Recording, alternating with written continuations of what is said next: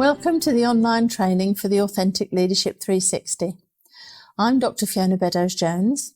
I'm a UK Chartered Psychologist and the author of the Authentic Leadership 360, which I developed as part of my doctoral research. You may know that a lot of PhD research is done using students. This can often reduce the generalisability and usefulness of the results. So I was determined to use real leaders for my research, and I was lucky enough to be able to work with real military leaders from the UK's Royal Air Force, who, between them, had an average of 19 years each of leadership experience. Authentic leadership is particularly relevant in our modern world, where corporate and political scandals have shaken followers' faith in the moral and ethical integrity of their leaders.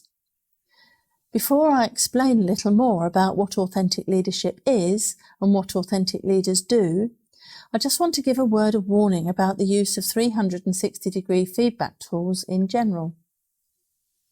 Unlike self-reported tools, where only the participants' opinions are heard, a 360 asks a variety of people for their thoughts and feedback on someone else's performance.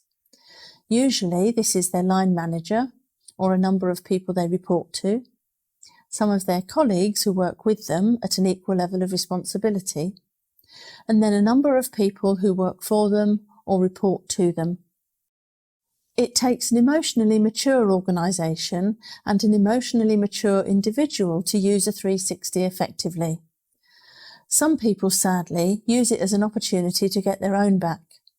And rather than using the process as a positive opportunity to support the development of a colleague, they will not only stick the knife in, but twist it too. Fortunately, this is rare, and I've only had this happen 3 times in my career. However, if you are a coach or facilitator, you do just need to read the report before you share it, in case you need to go back to one of the raters and ask them if they really want to say what they have written.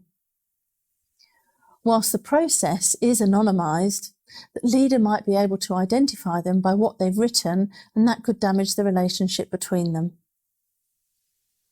You need to ask them if that's what they really want. After all, whilst positive feedback makes us feel great, negative feedback has an emotional impact and an emotional cost to the best of us. And a 360 should be about supporting the development of someone going forward, not punishing them in any way. Sometimes, of course, there may be a difference in how a leader is perceived by others compared to their self-view.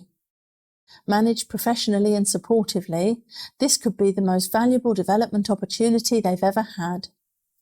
More on that in the training materials about facilitating feedback and exploring someone's Authentic Leadership 360 report with them.